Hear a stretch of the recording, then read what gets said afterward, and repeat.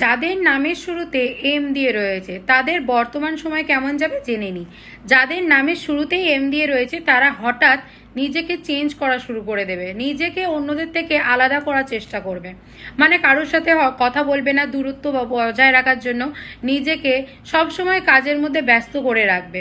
যে কারোর সাথে কোনো কথা বলতে ইচ্ছা করবে না, ভালো লাগবে না, একা থাকা বা নিজের কাজের প্রতি ব্যস্ত হয়ে থাকা, সেটাতে বা নিজের ঘরে সংসারে মন দেওয়াতেই ভালো মনে করবে।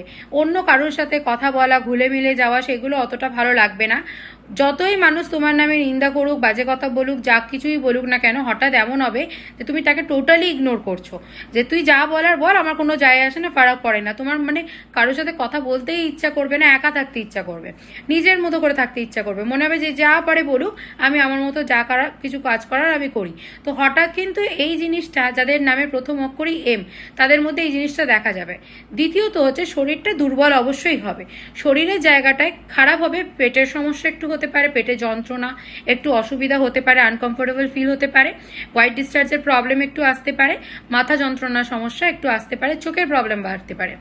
এম দিয়ে যাদের নামের প্রথম অক্ষর, তাদের সম্পর্ক জায়গাটা ভালো চলবে, কিন্তু অন্যদের সাথে মানে বাড়ির যে আলাদা সদস্যরা থাকে, রিলেটিভ বলো, বন্ধু বান্ধব, তাদের সাথে সম্পর্ক জায়গাটা খুব একটা ভালো যাবে না।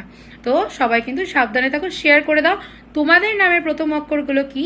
যদি জানতে চাইছো সেই অক্ষরটা লিখে দাও, কমেন্ট করো, ভিডিওগুলো কেমন লাগছে জানিও।